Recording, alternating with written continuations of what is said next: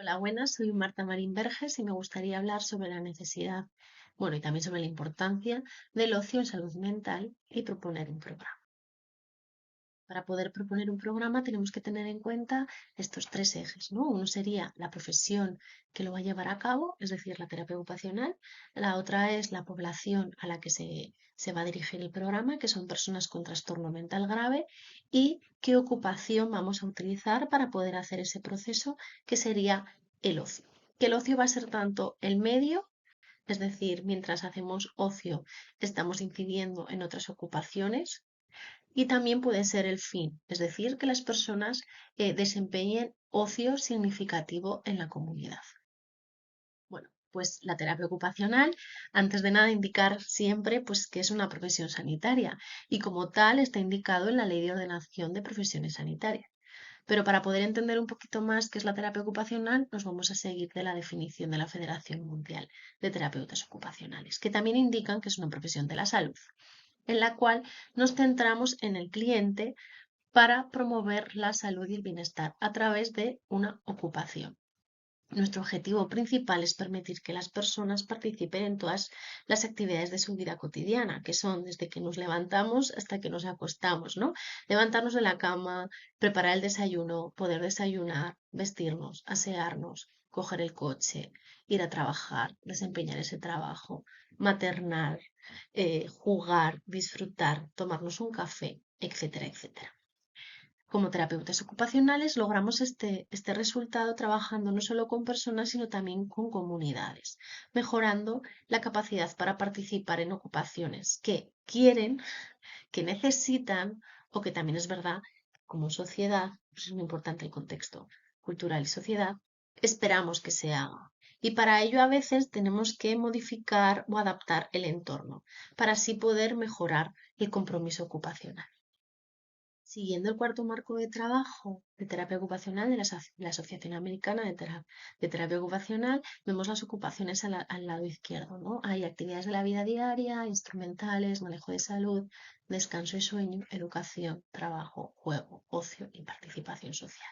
Como se puede ver, no son estancos, porque muchas veces están relacionadas. Es decir, el ocio tiene que ver con el juego, tiene que ver con la participación social de la persona, pero muchas veces también tiene que ver con las actividades instrumentales de la vida diaria, ¿no? Para ir a un sitio tengo que coger el autobús o necesito ahorrar un dinero para poder gastármelo allí. O también tienen que ver con las actividades básicas.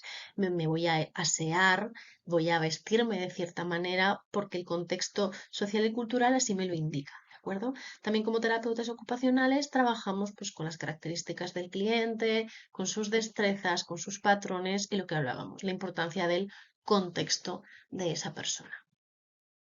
Bueno, ¿y qué es el ocio? Es una actividad no obligatoria que está intrínsecamente motivada y se realiza durante un tiempo discrecional, es decir, que es un tiempo que no se dedica para otras ocupaciones.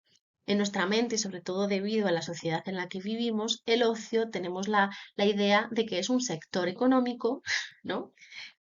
O también como que es la ausencia de la productividad, la ausencia de no hacer nada, ¿no? Incluso cuando se define a alguien como es que es muy ociosa, es un adjetivo peyorativo, no tiene algo positivo el ser ocio. Y claro, el ocio realmente tiene una parte productiva. La productividad no es solamente tener un trabajo, ganar dinero, sino que también puede ser eh, crear productos en los cuales se incluyen las ideas, proporcionar conocimientos, proporcionar información, ayuda, entretener, crear objetos artísticos o utilitarios o de protección, es decir, que incluye otros roles aparte del empleado, como puede ser el voluntario, como puede ser ser padre o madre, como puede ser un aficionado, tanto comprometido como amateur. Bueno, y lo que decíamos, el pilar último, que sería el de las personas con trastorno mental grave, tienen un perfil en el cual hacen un ocio en solitario y pasivo. Suele ser, pues eso, ver la televisión, escuchar música, la radio, estar tumbado sin saber qué hacer. También es verdad que hay unas dificultades para afrontar el manejo de las relaciones sociales y las situaciones de interacción social. ese aislamiento con una escasa o inexistente red social que muchas veces está dentro del núcleo familiar más próximo, padre, madre, hermanos, incluso ni eso. Es verdad que parece que algunas estuvieran interrelacionadas, ¿no? Como que una cosa va llevando a la otra. Hay una ausencia de participación en actividades asociadas al ocio y a la participación en la comunidad, es decir, que hay una pobre capacidad de gestionarse. Hay una escasa ocupación satisfactoria del tiempo de ocio. Si les preguntas, ¿disfrutas de ello que haces? ¿Disfrutas viendo la televisión? La respuesta puede ser inclusive que no, o siendo algo pasivo. También tenemos que tener en cuenta el contexto en el que esa persona vive y puede que haya una pobre o nula disponibilidad de ofertas de ocio o de programas culturales, o si los hay, que no tenga acceso a ellos. Hay una alteración también en el vestido y la higiene personal. Lo que decimos, el estar con otros nos permite a nosotras y a nosotros también posicionarnos de cierta manera. Solamente hay que pensar en el COVID, si mucha gente perdió su aseo personal o no lo llevó tan a rajatabla como cuando te obliga a salir y a tener contacto con el otro. Puede haber unas limitaciones económicas, lo que decíamos, que a veces no hay acceso al ocio aunque se quiera.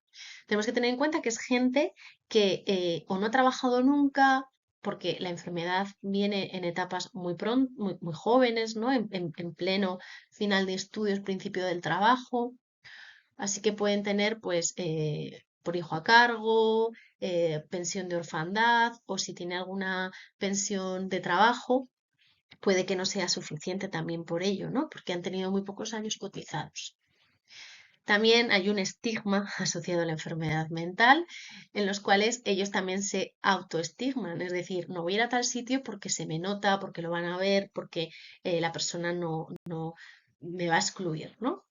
Tenemos que tener en cuenta la sintomatología propia de la enfermedad, sobre todo la sintomatología negativa, esa apatía, esa bulia, que con la medicación es verdad que aún es mayor. Aquí se dé un pie de vida, que es lo que utilizamos las terapeutas ocupacionales, y la persona indica a lo largo de sus 24 horas del día qué hace, ¿no? Es verdad que a veces ni siquiera saben lo que hacen. No hay una contabilidad o realmente no hay un disfrute de ese día. No saben, te pueden decir, pues no sé qué hago después de comer o pues no lo recuerdo. No suele haber una diferencia entre el fin de semana y entre semana.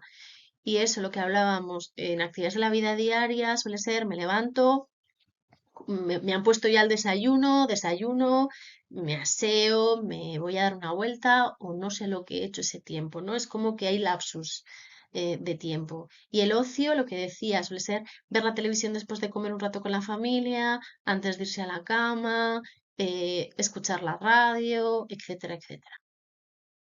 Bueno, el programa de intervención tendría que ser como una escalera en la cual la persona vaya subiendo, ¿no? Primero hay que explorar, ¿no? Por eso lo de coser con el pasado, explorar qué intereses ha tenido, porque a lo mejor ahora no tiene ninguno. También, si es una población en la que ha habido consumo de tóxicos, esos intereses de ocio suelen estar muy ligados a ese consumo. Y por eso hay miedo también a retomar un ocio, ¿no? Y lo que tenemos que hacer allí es como crear nuevos tejidos, crear nuevas cosillas.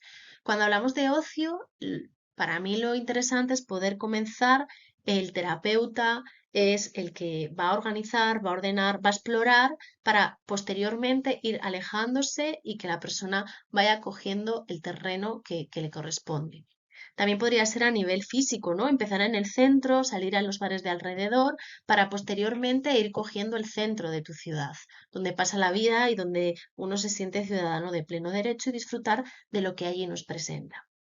Lo dicho, puede ser a posteriori que el terapeuta acompañe a exposiciones, talleres, cine, mercadillos. Es decir, que la vida social no va a ser de lunes a viernes por la mañana, sino que va a ser más de fin de semana, para posteriormente alejarte y simplemente a lo mejor una vez a la semana o cada 15 días juntar con el grupo y ver qué dinámicas se están produciendo. Pero sin ya tener que intervenir en ese ocio y lo interesante sería en algún momento desaparecer. Bueno, lo importante son las narrativas de las personas que viven, ¿no? Como que pueden explorar, que pueden vivenciar, que tienen con quién celebrar fechas importantes, que tienen gente a la que poder llamar amigo o que si tienen algún problema puedan mandar un WhatsApp.